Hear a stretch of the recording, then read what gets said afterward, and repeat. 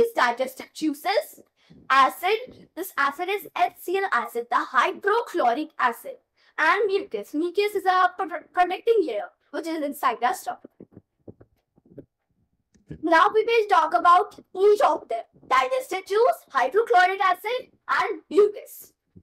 Digestive juice. Breakdown of proteins present in the food into simpler components. Let's break down. This digestive juice helps in breaking down of the protein into simpler forms.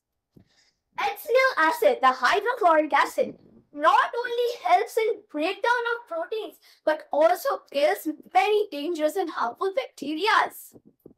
Mucus. Mucus is the mucus protects the stomach lining, the stomach layer, from the acid, preventing damage. The mucus basically helps to protect the stomach from the acid, HCl acid. The food is partially digested, halfly digested, and transformed into a semi-liquid mass. Now let's talk about small intestine. After its journey through the stomach, the partially digested food moves in the small intestine. You will be surprised that although it is called a small intestine, but it is almost 6 meters longer than your 6 meters, almost twice of your classroom. Means whether it's called a small intestine, but it is 6 meters longer. No, it is not the smallest one. Now let's talk about few important points of small intestine. Small intestine is the longest part of the alimentary canal, not the smallest one. The small intestine receives digestive secretion from 3 sources. What are those 3 sources? The small intestine, the inner lining of the small intestine itself, and 2 more structures associated with the alimentary canal, which are liver and pancreas. First of all, let's talk about liver, and then we will proceed to pancreas. Liver secretes bile juice. This is the gland where bile juice secretes, which is mildly basic in nature. It is basic. Bile neutralizes acid present in the food. Hence, acid plus base is neutralization reaction. So, what it is? Bile neutralizes acids present in the food, moving down from the stomach and break down the fat into tiny, the minute drops, making it very easy and simple for digestion. Now let's talk about pancreas. The pancreas secretes pancreatic juice, which is also basic in nature like liver, basic in nature, and helps neutralize the acid present inside the food. Additionally, pancreatic juice also breaks down carbohydrates, proteins, and fats. Now let's talk about small intestine. The digestive juice secreted by the walls of the small intestine further break down fats, proteins, and partially digested carbohydrates. Not fully, it's partially halfly digested carbohydrates into simpler forms.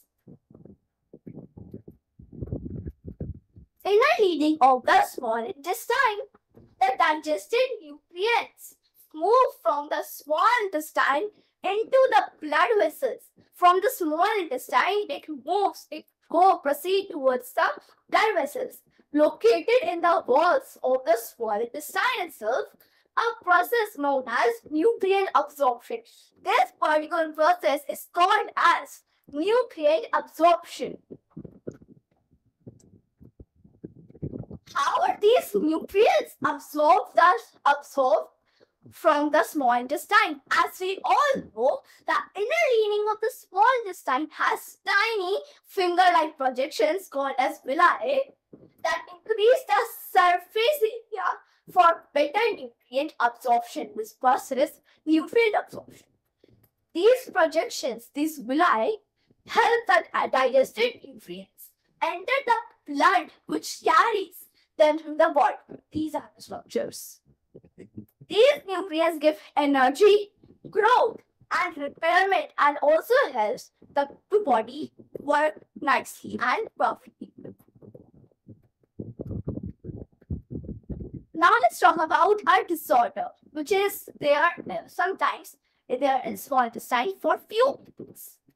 Celiac disease is when the body reacts to gluten. What is gluten? It is a protein in wheat, barley, or rye. This causes damage to the small intestine, which stops it from working properly. Here it is, like that. This is how this damage our small intestine. To manage celiac disease, people need to avoid food which contains gluten. The other alternatives which they can consume is millets like jowar, bajra, and flat are good alternatives because they do not have the presence of gluten. Few food packages, I'm sure you must have seen that there is written gluten free. So this is the reason. Now let's talk about large intestine. The leftover undigested, which is not digested, undigested food passes into the large intestine. Although the large intestine is shorter, about 1.5 meters, it is called as large intestine because it is wider. You can see it is very much wider than the small intestine. Compared it. How large intestine work? What are the functions of large intestine? The large intestine absorbs water and some salts. This large intestine is the work of absorbing water and some salt from the undigested food, making the waste semi-solid. This semi-solid waste is called as stool. The semi-solid waste is named as stool. The stool is stored in the lower part of the large intestine, where the stool is stored. The stool is stored in the rectum below the large intestine. Over here, eating fiber-rich food like fruits, vegetables, whole grains, roughage helps the large intestine function properly by making the stool easier to pass out, means to get rid out. This process is called as egestion. Removal of the waste products.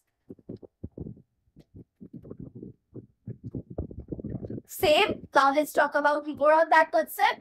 The large intestine contains various small living organisms, such as friendly bacteria that helps in digestion process. They help in keeping our digestive system healthy and strong. Fiber-rich food, and especially fermented food like curd, buttermilk, Shrikant, kanji, pickles, and koita bhat are good for healthy digestive system and overall well-being. I hope you liked my today's video. In the next upcoming video, we are going to continue with this concept of